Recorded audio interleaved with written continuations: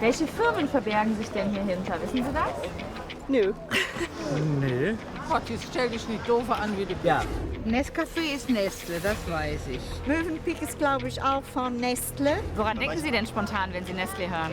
An Eis. Schokolade, an Kinderbabynahrung. Zum Beispiel Maggi. Nee, Maggi ist für mich Maggi. Und wenn ich Ihnen jetzt sage, alle diese Produkte Ist von sind einem- von Nestle, alle diese Produkte. Ja, da fällst du tot um. Nestle? Muss ja ein Riesenkonzern sein. Preis. Warenkorb, wenn man den jetzt hier in der kauft. Ich finde das erschreckend. Und auch? Geschmack. Maggi. Maggi. It's like Maggi sauce. Das schmeckt wie Erbrochenes. Gesundheitseffekt. Also so eine Diät würde ich über eine Woche nicht empfehlen, geschweige denn über 10 Jahre, bitte nicht. Fairness. Ich hoffe einfach mal, dass das nicht da drin ist. Der Nestle-Check. Beginn eines besonderen Experiments mit diesen 6. Wenn's ums Essen geht, könnten sie kaum unterschiedlicher sein. 2 von ihnen essen am liebsten Fertiggerichte. Bin sehr unsportlich. Melanie,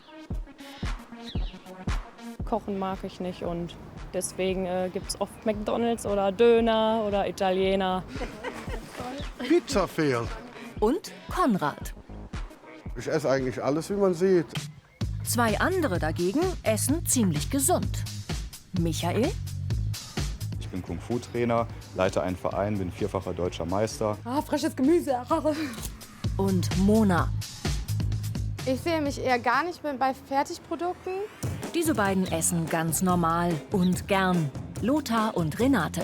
Ich koche selber und ich koche auch gerne. Es macht Spaß. In alles meint er, muss Butter hinein. Und er macht auch mit. Hundschluck.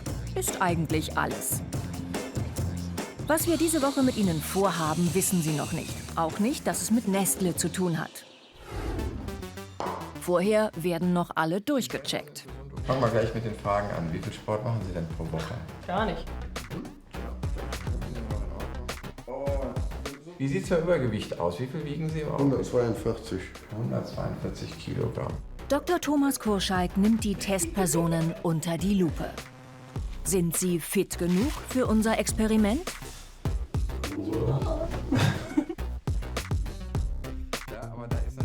Das Problem bei Ihnen ist, dass Sie 34 Kilo allein im Bauch haben.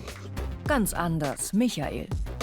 Tolle Körperzusammensetzung, viel Muskelmasse, wenig Fett. Also wenn ich das essen würde, was mein Körper, mein Appetit mir sagt, ja, dann wäre es hier ein anderer Brocken neben Ihnen. Für unseren Test, das, was wir mit Ihnen machen wollen, kann man sagen, Sie sind dafür fit genug. Zum Essen, ja. Tief im Sauerland haben wir das Nestle Camp aufgebaut. Nestle verspricht Good Food, Good Life. Und sieht sich als führendes Unternehmen für Ernährung, Wellness und sogar Gesundheit. Wir werden Nestle beim Wort nehmen.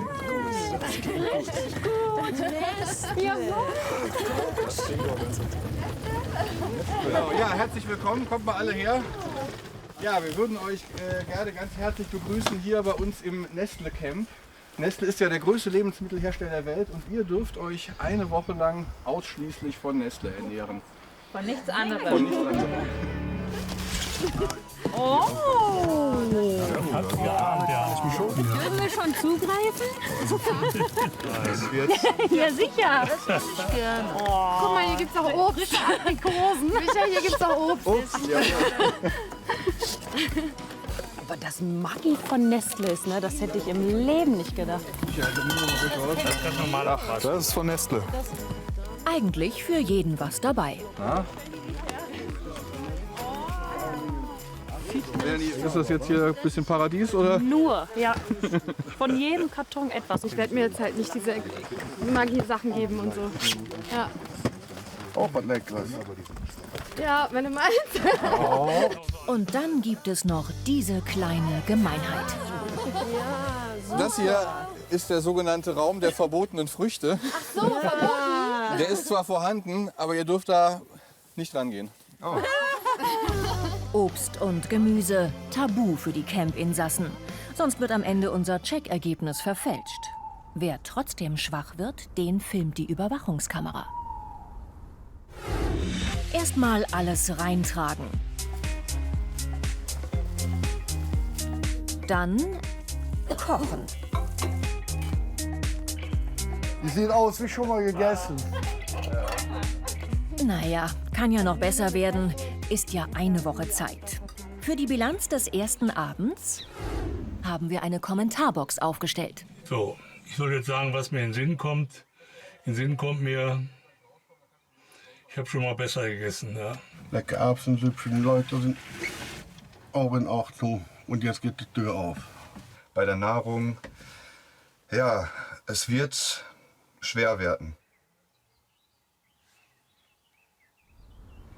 Ab ins Bett, denn wir haben einiges vor. Nestle muss eine Reihe von Checks bestehen in 4 Kategorien: Preis, Geschmack, Fairness und Gesundheitseffekt. Besuch in WW am Genfer See. Hier in der Schweiz liegt das Hauptquartier von Nestle. Der weltgrößte Lebensmittelhersteller macht fast 100 Milliarden Euro Umsatz und ist stolz darauf, seine Produkte in allen Ländern der Welt zu verkaufen. Und Nestle-Produkte, sagt man uns, seien auch noch für jedermann erschwinglich. Wenn ich unser Angebot mit allem anderen vergleiche, dann ist das Schöne, das Magische daran, dass wir mit PPP-Produkten starten. Popularly Positioned Products, also weit verbreitete Produkte. Das sind sehr billige Produkte, die wir speziell für die entwickelt haben, die sich Premium-Produkte nicht leisten können. Günstig soll Nestle also sein. Das wollen wir im Camp gleich mal überprüfen. In der ersten von 3 Checkaufgaben zum Thema Preis. Wer von euch ist denn so ein Schnäppchenjäger, so ein Sparfuchs, der immer so nach Angeboten guckt? Ja, ich. Diese Nestle-Produkte sind relativ teuer. Ich esse die zwar gerne zum Teil, aber ich kaufe die dann eben nur, wenn die im Sonnenangebot sind. Ja, ich schaue da auch schon mal drauf. Ja? Das heißt, ich vergleiche dann die Prospekte und gucke dann auch wirklich, wo ist es jetzt günstiger. Wir haben jetzt für euch einen kleinen Warenkorb zusammengestellt. Insgesamt kostet dieser Warenkorb, wenn man den jetzt hier in der Gegend kauft. Also ihr werdet jetzt Team Schnäppchen werden und ihr seid Team Billig, ja? Klebt das doch mal auf eure T-Shirts. Auf eure Stirn. Eine Gruppe kauft Nestle-Produkte, Team Schnäppchen. Das muss in aktuellen Prospekten möglichst Sonderangebote finden. Der Jagdtrieb, sag ich mal einfach. Ne? Wie viel günstiger kriegen Sie den Warenkorb, indem Sie Sonderangebote nutzen? 20 € entrücken ungefähr, in dem Bereich, denke ich. Ja, 20 € Kommt wird natürlich auf die schwer, Angebote an. Genau, 55, 50 € insgesamt.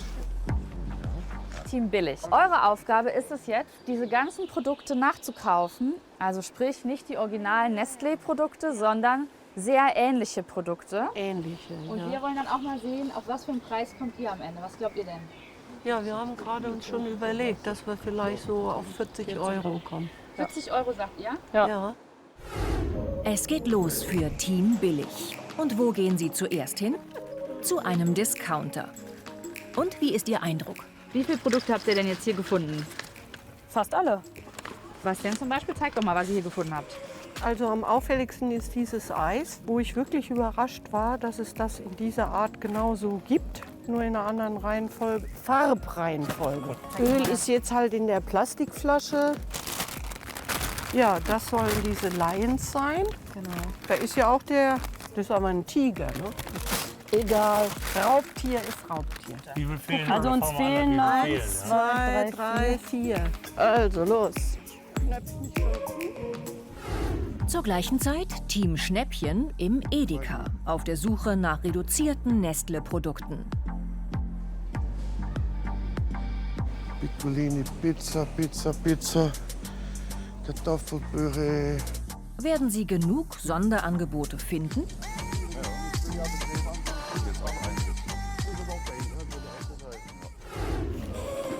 Oh, das ist Und was macht Team Billig? Der Höhepunkt ist diese Milch, die ist weniger als halb so teuer. Habt ihr die Inhaltsstoffe mal verglichen? Ja, das ist so identisch, wie man es nur identischer haben kann. Meint Renate. Langsam wird mir Nestle unsympathisch und die ganzen Produkte, weil ich finde es eigentlich eine Frechheit. Ich bin vollkommen deprimiert, weil in den Angebotsblättchen waren eben die Dinge nicht drin, die ich erwartet hatte. Denn ausgerechnet in dieser Woche waren kaum Maggi-Produkte im Angebot. Pech. Team Billig ist schon zurück im Camp. Und?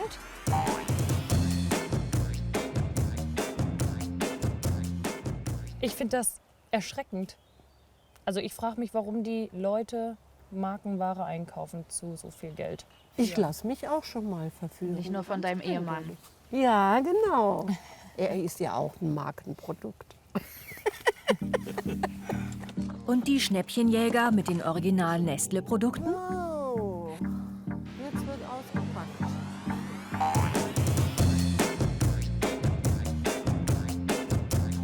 Das lohnt Ja, sich ja gar total. nicht, im Angebot zu kaufen. Diesmal waren nur 7 im Angebot. Ersparnis bei unserem kleinen Versuch gerade mal 5,28 €. Ich glaube, dass ich demnächst eine ganze Menge Sachen einkaufen werde, die keine Markenartikel sind und die vielleicht genauso gut schmecken. Trotz Angeboten war bei Nestle kaum etwas zu sparen. Deshalb ist Nestle im ersten Preischeck durchgefallen. Aber vielleicht schmecken die Nestle-Produkte ja viel besser als die Billigkonkurrenz. Wir bitten zur Blindverkostung. Kann Nestle hier punkten? Der erste von 4 Geschmackschecks. Wir haben jeweils zweimal ein Produkt da. Einmal von der Marke und einmal die Billigvariante. Wir wollen einfach wissen, was besser schmeckt oder ob es gleich schmeckt. Einfach mal probieren und sagen, ist A oder B besser. Zuerst Kartoffelpüree. Einmal von der Nestle-Marke Maggi, einmal vom Discounter. Das war das B, das schmeckt mir nicht. A schmeckt besser. A schmeckt besser. Da schmeckt man mehr die Kartoffel raus. Das schmeckt besser. Die Farbe sieht bei dem besser aus. Das schmeckt noch schlechter. Schleimig schmeckt das. Mhm. Stimme abgeben. Nächstes Produkt. Eis. Nestle-Marke Schöller gegen die Billigversion.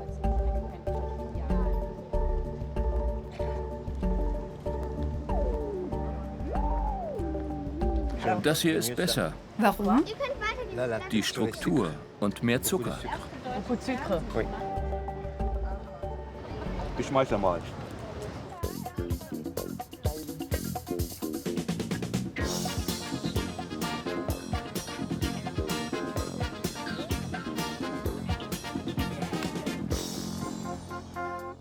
Das Ergebnis unserer Stichprobe. Beim Senf punktet Nestle. Beim Eis ist billig vorne. Genau wie bei Cerealien. Der Püreepunkt geht an Nestle. Nestles Laienriegel gewinnt. Bei den Ravioli gewinnt billig. Schokoriegel unentschieden, keine Punkte. Nesquik gewinnt gegen billig. Beim Schinken unentschieden. Beim Joghurt gewinnt billig. Und auch beim Schokoeis.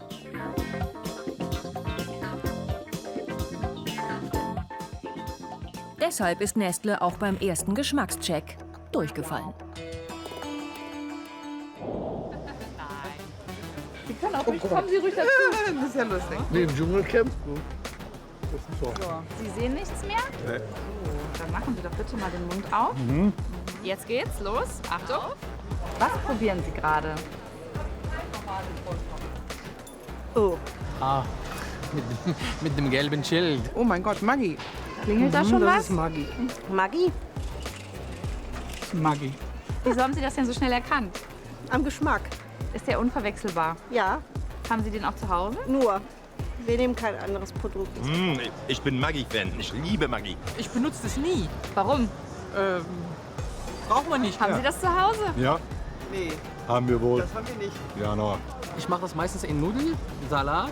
Selbst wenn es ein Eis wäre, tue ich Maggi drauf. bin ich als Kind mit groß geworden und das ist bis heute noch so vorhanden. Klar, der Maggi-Test klappt in Deutschland. Aber gehen wir doch mal woanders hin, und zwar nach Ghana in Westafrika. Wird man das Traditionsgewürz auch hier erkennen? Wir machen den Versuch auf einem Markt in der Hauptstadt Accra.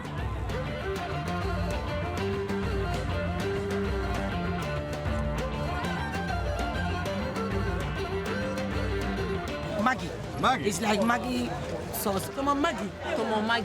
That is like Maggi. Kein Wunder, denn Westafrika ist Maggi-Land. An jeder Ecke gibt es Maggi-Brühwürfel zu kaufen, sogar in verschiedenen Geschmacksrichtungen. Ich tue es in die Okrasuppe rein, in die Hühnersuppe, in den Eintopf. Ich benutze es für alles. Meine Großmutter, die hatte auch schon Maggi benutzt. Früher, als ich zur Schule gegangen bin, da haben wir Maggi-Würze mitgenommen. Denn das Schulessen war manchmal nicht so lecker. Und da haben wir einfach überall Maggi draufgetan, damit es besser schmeckt. Und so ist es eigentlich egal, ob man bei Leuten zu Hause, im Restaurant oder irgendwo an der Straßenecke ist. Es schmeckt alles nach Maggi. Maggi gehört dazu. Und das so sehr, dass hier kaum jemand weiß, dass das Gewürz eigentlich aus der Schweiz kommt. Maggi, das ist eine afrikanische Marke. Ich glaube, es ist aus Afrika. Und als wir eine Flasche Maggi-Würze aus Deutschland zeigen, ist die Verwunderung groß. Was steht denn da drauf? Das bedeutet Würze auf Deutsch. Ah, Würze auf Deutsch. Ich verstehe. Dass die Afrikaner Maggi offenbar lieben, ist vor allem geschicktem Marketing zu verdanken. Wir begleiten Afua Gakwangbi, eine von 120 Maggi-Promoterinnen, die Nestle täglich über die Märkte im ganzen Land schickt. Wir gehen rum und schauen, dass unser Produkt an den Ständen vorhanden ist und dass es auch sichtbar ist. Und dass der Kunde es leicht kaufen kann. Heute ist sie zufrieden. Auf diesem Markt sind alle Maggi-Produkte hübsch präsentiert. Nun ja, unser Besuch war auch angekündigt. Nestles Marketing ist so erfolgreich, dass gefühlt kaum noch andere Gewürze verwendet werden.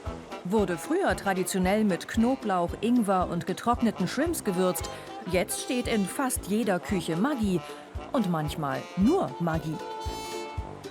Selbst Köche, die in 5-Sterne-Hotels ausgebildet wurden, schwören auf Maggi.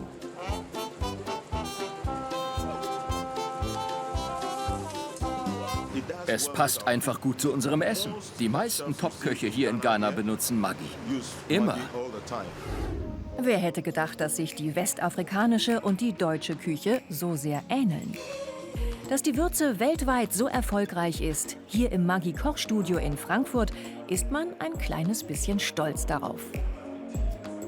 Wir laufen jetzt nicht rum und wollen die Welt missionieren und so, aber man freut sich natürlich, wenn man Produkte entwickelt und vermarktet, die dem Verbraucher helfen, alltäglich da in der Küche das zu wuppen. Zurück im Nestle-Camp im Sauerland. Tag 2. Morgens Kirche, 12 Uhr und die Frisur sitzt. Sitzt für Geschmackscheck Nummer 2. Maggi Fix gibt es in unzähligen Varianten. Das Versprechen, für jeden Tag ein neues Gericht. Ob Chili con Carne oder ungarisches Geschnetzeltes. Drin steckt aber immer nur ein Pulver. Heißt das vielleicht doch jeden Tag der gleiche Geschmack? Wir wollen wissen, kann man die Maggi-Fixe überhaupt auseinanderhalten, wenn man nicht weiß, was ist? Ihr seht hier 9 verschiedene Maggi-Fix-Zubereitungen. Das seht ihr auch alles vor euch. Ja, natürlich nicht in der gleichen Reihenfolge. Das Pulver soll der richtigen Tüte zugeordnet werden. Zuerst riechen. Und dann schmecken. Ja, das ist aber auch schmeckt.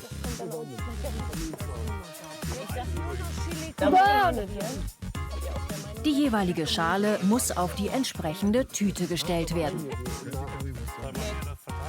Runde 2. Wir gießen mit heißem Wasser auf. Geht es so leichter? Jedenfalls wird noch mal korrigiert. Bei der einen Suppe habe ich fast das Gefühl, jetzt wo ich hier bin, dass ich von Jugend an darauf geprägt bin, weil ich die schon als Kind gegessen habe. Ja, Melanie, dann hast du die Ehre, hier einmal vorsichtig hochheben und drunter gucken. Wir haben nämlich eine Nummer auch, die Nummer 8. Die Schnitzelpfanne. Richtig! Ist richtig, oder? Die 5. Die 5. Oh, wow. Das wäre gewesen das ungarische Geschnitzelte. Geschnitzelte. Also die Nummer 7 und die Nummer 7. Jawohl. Und? Es ist die 9. Jawohl. 6 von 9 erkannt. Schmeckt also doch nicht alles gleich. Damit hat Nestle den zweiten Geschmackscheck bestanden. Auch für Hund Schluck hat Nestle etwas. Tochterfirma Purina fertigt Tierfutter und blumige Werbeprosa. Im Ofen gebacken mit Schinken- und Käsegeschmack. Herrlich, mit Ausstechform und allem drum und dran. Ich find's ja verrückt. Wir glauben an die Kraft eines Lächelns. An die einfache Magie, Dinge im Ofen zu kreieren und sie mit anderen zu teilen. Und das für ein Hundefutter. Ich krieg mich nicht. Das ist ja nicht zu fassen. Ne? Beneful, auch von Nestle.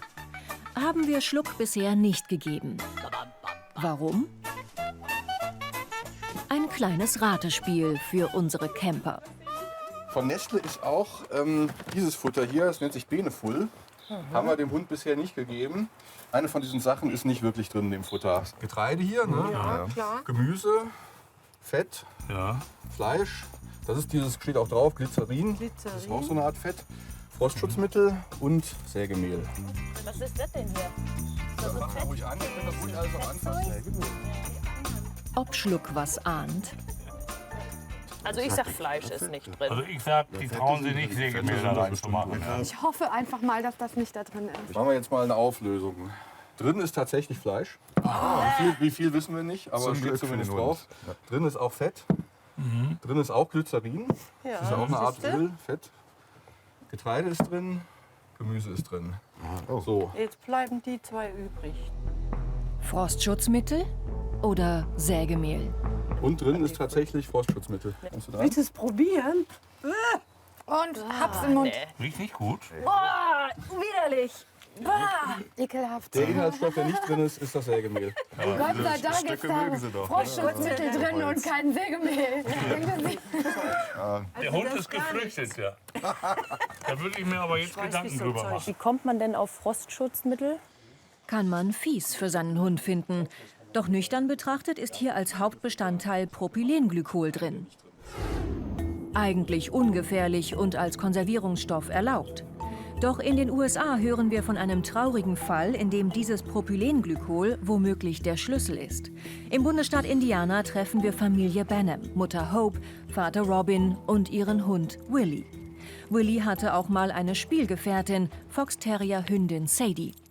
Wir haben früher einen Lastwagen gefahren und sie ist durch ganz Amerika und Kanada mit uns gefahren. Jeder, der sie kannte, hat sie geliebt. Sie war ein guter Hund. Doch dann probieren die Benhams ein neues Futter aus. Robin hat noch eine Packung Beneful. Purina ist seit Jahren in dem Geschäft, also eigentlich ein gutes, sicheres Hundefutter. Nach kurzer Zeit verändert sich Sadie, erzählen die Benhams. Sie wird müde, lethargisch, bekommt plötzlich blutigen Durchfall. Die Leber versagt. Sie kam in die Küche. Da war überall Blut auf dem Küchenboden. Und dann hat sie sich auf meinen Schoß gelegt.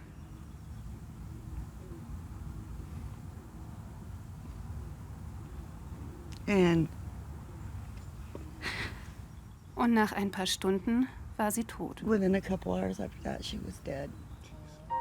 Zugleich zeigt Hund Willie ähnliche Symptome.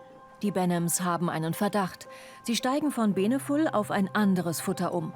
Schnell geht es Willie wieder besser. Er überlebt. Zufall? Die Benhams glauben nicht daran, geben dem Futter die Schuld. Ein schwerwiegender Vorwurf. Wird Nestle ihn entkräften können? Unsere erste von 3 Checkaufgaben zur Fairness. Die Benhams sind nicht allein. Viele Hundebesitzer berichten von Leber- und Nierenversagen ihrer Hunde, angeblich durch Beneful. Eine Facebook-Seite zeigt Hunderte von Hunden, die durch das Futter von der Nestle-Tochter Purina zu Tode gekommen sein sollen. Es geht nur um Beneful-Futter, das in den USA verkauft wurde. Dort geht eine Reihe Hundebesitzer in einer Sammelklage gegen Nestle Purina vor. In San Francisco treffen wir ihren Rechtsanwalt. Er und seine Kollegen haben Proben des Futters analysieren lassen. Wir haben Arsen, Blei, Propylenglykol in Industriequalität und Schimmelpilzgifte gefunden. Nichts davon gehört nach unserer Meinung in Hundefutter. Das Frostschutzmittel Propylenglykol habe man in sogenannter Industriequalität gefunden, billiger als die normalerweise für Tierfutter benutzte Qualität. Hieße, mehr Verunreinigungen wären denkbar. Doch Nestle erklärt, dass Beneful kein Glykol in Industriequalität enthalte und auch keine schädlichen Mengen von Schimmelpilzgiften, Blei und Arsen. Wir fragen nach den Zulieferern für das Hundefutter, doch die will Nestle nicht nennen und versichert nur, dass all unsere Lieferanten sich zur Einhaltung der strikten Standards der Zutatenspezifikationen, der Produktsicherheit, der Hygiene und der Herstellungspraktiken verpflichten müssen. Doch woher weiß Nestle, dass die Lieferanten sich dran halten? Sie glaubt das nicht. Jasmin Mutashemi war bis 2010 bei Nestle verantwortlich für die Lebensmittelsicherheit. Sie sagt, Probleme wurden viel zu oft unter den Teppich gekehrt. Zum einen gibt es da eine Kultur der Angst. Keiner traut sich, etwas zu sagen, die Wahrheit zu sagen. Es ist wirklich ein Haus der Lügen. Sie erzählt von einem Futterskandal in 2005. In Venezuela starben hunderte Hunde und Katzen. Mais im Futter sei mit Pilzgiften verseucht gewesen. Nestle habe es nicht bemerkt. Die Nestle-Fabrik hat den Fehler gemacht, dem Zulieferer die Tests zu überlassen. Und der Zulieferer hat uns betrogen, hat uns die Testergebnisse von sauberem Mais gegeben, aber uns dann verunreinigten Mais geliefert. Damals gab Nestle zu, den Lieferanten zu sehr vertraut zu haben. Und heute? Mutashemi glaubt nicht daran, dass es wirklich anders sei. Geld gehe bei Nestle vor Sicherheit. So eine Panne ist ziemlich plausibel. Ich bin nicht überrascht. Meiner Erfahrung nach sind die Rohstoffe im Tierfutter ziemlich billig. Ein weiterer Besuch, der den Verdacht nährt, dass mit dem Beneful-Futter von Nestle was nicht stimmt. Auch die Campbells aus Kalifornien haben nur noch Fotos, die sie an Familienhund Shaba erinnern. Auch Shaba sei kerngesund gewesen, bis man ihm Beneful zu fressen gegeben habe. Beneful war ziemlich günstig. Und das war eine Marke, die wir kannten. Ein Name. Doch auch Shaba bekommt kurz darauf blutigen Durchfall, erzählen die Campbells. Als sie ihn zu einer Tierärztin bringen, ist es bereits zu spät. Sie sagte uns, dass es zu Ende geht. Und wir haben gefragt, was wir machen sollen. Sollen wir ihn in ein Krankenhaus bringen? Und sie sagte, ihr könnt euch verabschieden. Das war der schlimmste Tag meines Lebens. Shaba stirbt, ausgerechnet an seinem 6. Geburtstag. Es war, als hätten wir eines unserer Kinder verloren. Er war der süßeste Hund, den es gab. Und ihn so leiden zu sehen, er hätte eigentlich noch mindestens 10 Jahre bei uns sein müssen. Nestle Purina hat inzwischen mehreren Hundebesitzern ein Angebot gemacht. Geld gegen Schweigen. Nestle sagt nur eine Geste guten Willens. Doch der Anwalt wundert sich. Diese Vergleichsangebote haben uns schon überrascht. Wenn man das unterschreibt und das Geld nimmt, was Purina anbietet, $5.000, $2.000, je nachdem, würde das bedeuten, dass man nicht mehr darüber reden darf, was passiert ist. Noch haben die Campbells keinen Beweis, dass Nestle schuld ist am Tod von Shaba. Allerdings bleiben uns Zweifel, ob Nestle so verantwortungsvoll handelt, wie behauptet. Deshalb unser erstes Urteil zum Thema Fairness. Fragwürdig. Zurück im Nestle Camp. Bewegungsprogramm. Es wartet der Fußballplatz. Erstmal laufen wir ein bisschen zum Warmwerden. Erstmal ein bisschen nach hinten und dann wieder zurück zu mir. Ich hab jetzt schon Durst. Alle sind gut unterwegs. Auch der Mähroboter des örtlichen Fußballvereins. Und das, um was es eigentlich geht, ist vorbereitet. Durstlöscher. Auch das teure San Pellegrino von Nestle. Alle gleich kalt.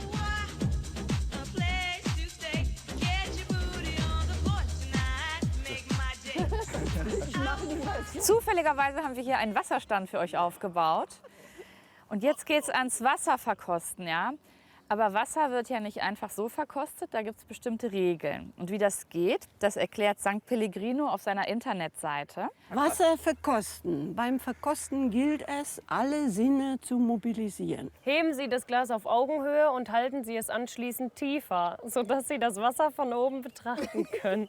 Halten Sie das Glas unter Ihre Nase und atmen Sie mehrmals tief ein. Nein. Schließen Sie dabei idealerweise die Augen, um die besten olfaktorischen Eindrücke zu erhalten. Klingt so, als wenn man einen guten Franzosen hat. Ja. Führen Sie das Wasser ans hintere Ende der Zunge und schlucken Sie es herunter. Bei diesem Schritt lassen sich Säuregehalt, Schmackhaftigkeit, Struktur, Leichtigkeit und Mundgefühl bewerten.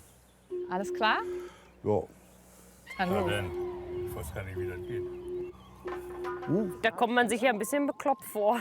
San Pellegrino meint diese Anleitung ernst. Ist ja ein Luxusgetränk. Anders als Leitungswasser von uns mit Kohlensäure versetzt und Sprudelwasser von Lidl. Und? Beim Riechtest habe ich bei C schon mehr Frische gerochen. Also ich glaube jetzt, ja, ich habe da schon wirklich was festgestellt. Hier bei B gar nichts. Also Conny, wonach riecht das Wasser? Eigentlich nichts. Ich versuche verzweifelt was zu riechen. Stellt mal eure Gläser wieder hin, nehmt euch was anderes, dass ihr alle von allem trinkt. Also A schmeckt mir gar nicht. Ich habe jetzt nur einen kleinen Schluck davon genommen und direkt den Unterschied gemerkt. Zwischen B und C würde ich mich für C entscheiden. Ich würde B favorisieren, ja. Ich nehme auch B. Ich nehme A. C. Mona sagt C. Das Ergebnis eindeutig, uneindeutig. Was glaubt ihr, was ihr getrunken habt? Also das wird A sein, das Lidl-Wasser. Ja, das hatte ich auch gedacht. Das mittlere ist B und San Pellegrino wird C sein. Da liegst du leider falsch. Ja, ich würde es auch anders sagen. A ist Leitungswasser. A war St. Pellegrino, B war das Leitungswasser und C war Lidl. Wenn man mal die Preise vergleicht, dann denkt man natürlich, da bekomme ich Qualität. Und von Qualität erwarte ich natürlich, dass die sich von den anderen unterscheiden. Und das ist mir jetzt aufgefallen, das ist hier nicht der Fall. Denn San Pellegrino ist 8-mal so teuer wie Lidl-Wasser und 500-mal so teuer wie Leitungswasser. Wasser ist für Nestle ein ausgesprochen lukratives Geschäft. Seit Jahren kauft der Konzern weltweit Wasserrechte auf. Auch in Dürregebieten wie Kalifornien, Pakistan oder Südafrika.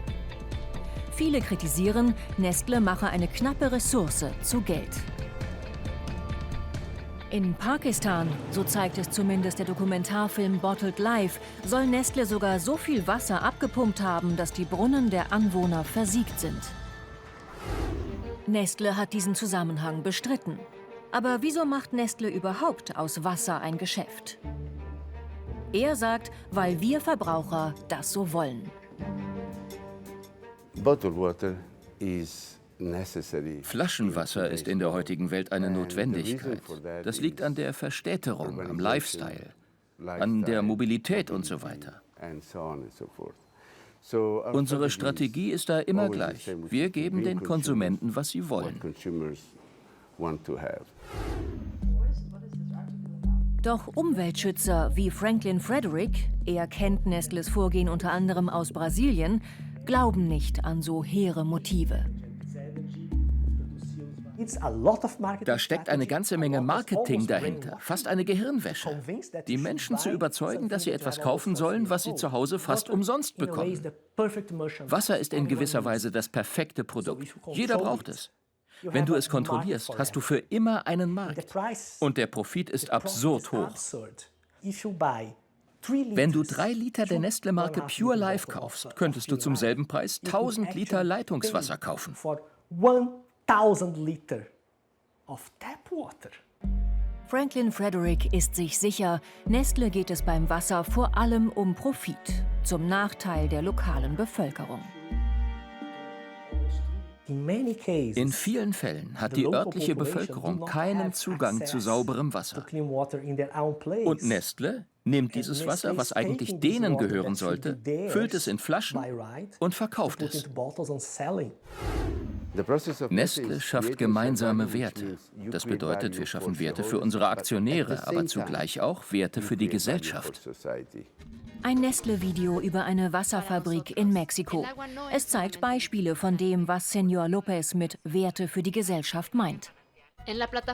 Als Teil unseres Sicherheitsprogramms haben wir den Bau einer neuen Straße begonnen.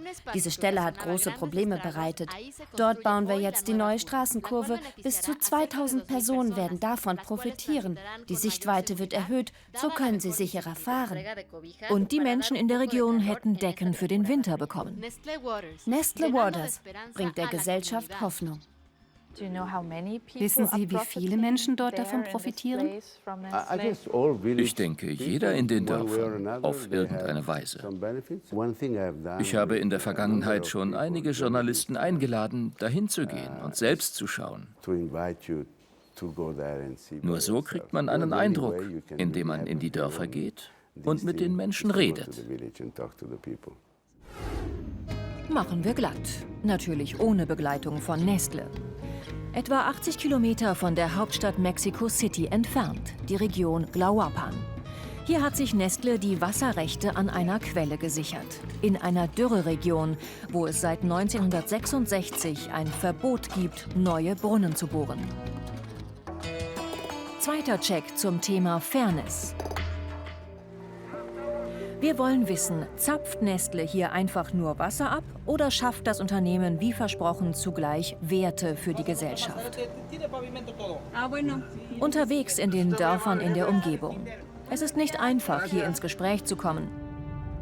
Unser Eindruck, über das Nestle-Wasserwerk mag hier kaum jemand reden. Erst auf diesem Hof haben wir Erfolg. Hieraus kriegen wir unser Trinkwasser. Bäuerin Benita erklärt, das Wasser gebe es nur einige Stunden am Tag, wenn überhaupt.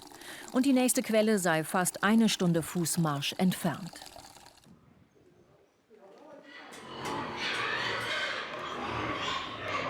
Drei Generationen leben auf dem Hof von der Landwirtschaft. Und Tag für Tag werde die Wassersituation schlimmer, erzählt Benita. Ich persönlich fühle eine große Ohnmacht. Wir Frauen sind es doch, die unter dieser Wassersituation am meisten leiden. Denn wir sind diejenigen, die abwaschen, kochen, die Wäsche waschen und auf die Tiere aufpassen. Nestle entnimmt in dieser Region knapp 1 Milliarde Liter Wasser pro Jahr. Quell- und Grundwasser. Hier wird es abgepumpt und abgefüllt. Nestle erklärt später, 286 Arbeitsplätze habe man hier geschaffen und für das entnommene Wasser habe man eine Konzession. Übrigens im Umfang von nur 0,3% aller Konzessionen für das Wasservorkommen. Das Thema Wasserkonzession hat dieser Mann noch in Erinnerung. Don Pablo war mal stellvertretender Bürgermeister eines Dorfes 8 Kilometer vom Nestle-Werk entfernt. Eines Dorfes mit Wassermangel, auch weil das Wasser dieser ehemals wichtigsten Quelle inzwischen ungenießbar ist. Deshalb hatte Don Pablo einen neuen Brunnen beantragt. Die Antwort war, in dieser Zone dürfen keine Brunnen mehr gebaut werden. Aber hört, es ist doch für den menschlichen Gebrauch. Nein, es gäbe in jedem Fall ein Verbot, Brunnen zu bauen. Überraschung, Nestle brauchte auch einen neuen Brunnen. Und der Schalter war doch geschlossen. Trotzdem öffneten sie ihn nur für den Antrag von Nestle. Das heißt, Bohrverbot nur für die Gemeinde, nicht für Nestle? So könnte man es sehen. So bestätige ich es als ehemaliger stellvertretender Bürgermeister, der den Antrag gestellt hat. Bevorzugung der Reichen. Die Reichen werden immer reicher. Und wir werden jeden Tag stärker diskriminiert. So erinnert sich Don Pablo. Und Nestle als sozialer Wohltäter? Wir fragen diese Waldarbeiter in der Nähe des Nestle-Werks. Vor einigen Jahren gaben sie uns Unterstützung, Schokolade, Kekse, aber alles war schon abgelaufen. Wir, die nicht direkt neben dem Werk leben, wir bekommen überhaupt keine Unterstützung, um die Wahrheit zu sagen. Besuch beim Präsidenten der Region. Wir zeigen ihm das Video mit den Wohltaten, auch die neue Straße, die Nestlé angeblich für die Menschen hier gebaut hat. Er sieht das so. Was die Straße angeht, die sie bauten, reden wir über einen großen Bau, der mehrere Millionen Pesos kostete. Aber dieser Bau kommt wohl weniger den Gemeinden zugute, als den Fahrern des Unternehmens, die vorher ständig Unfälle hatten. Und die Arbeitsplätze, die Steuereinnahmen? Eher nicht der Rede wert, sagt Ramirez. Ein Supermarkt, Regale voll mit Wasser von Nestlé. Die Mexikaner kaufen hier das Wasser aus ihrem eigenen Boden, aufbereitet um ein 1000-faches teurer als das aus der Leitung. So kann man das sehen. Oder so wie Nestlé, Zitat. Wasser, welches wir produzieren, ist nicht verloren, sondern trägt dazu bei, die Nachfrage der Bevölkerung nach Trinkwasser zu decken. An dem Tag, an dem Glauapan nicht mehr dieses Wasservorkommen hat, werden sie sagen, man sieht sich, wir suchen uns einen anderen Ort. Und unsere Region bleibt auf ihren Problemen sitzen. Klingt nicht so, als ob die Versprechungen aus dem Nestlé-Video bei den Menschen in der Region angekommen wären. Unser Urteil beim zweiten Fairness-Check: durchgefallen. Halbzeit im Nestlé-Camp. Seit 3 Tagen dürfen die Bewohner nur Nestlé-Produkte essen. Also ich hatte wirklich ganz schlimme Verstopfung. Warum auch immer, es zeigt sich, Nestlé hat zwar eine breite Palette, aber für das versprochene gute Leben scheint doch was zu fehlen. Ja, eigentlich habe ich gar keine Lust mehr, über irgendwelche Nestlé-Produkte zu erzählen. Nestlé kann auch ein Gefängnis sein. Ich bin froh, dass ich es noch hier reingeschafft habe. Ich wollte noch was loswerden. Und zwar, dass ich so super müde bin. Ich weiß nicht, woran das liegt, aber das ist schon, glaube ich, seit vorgestern Abend. Ich werde gar nicht mehr wach. Ich weiß nicht, ich glaube, mir fehlen wahrscheinlich Vitamine. Überraschung am Morgen. Der Raum der verbotenen Früchte. Geplündert. Wer war's? Na, das war ich nicht. Warum hast du heute Morgen so lange geschlafen, ne?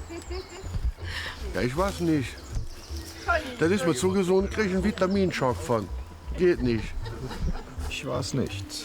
Obwohl ich sagen muss, die Idee wäre auch gut gewesen und hätte von mir kommen können. Sicher? Also ich war nach dir wach und da warst du nicht mehr im Haus. Die Antwort gibt die Überwachungskamera. Nächste Woche.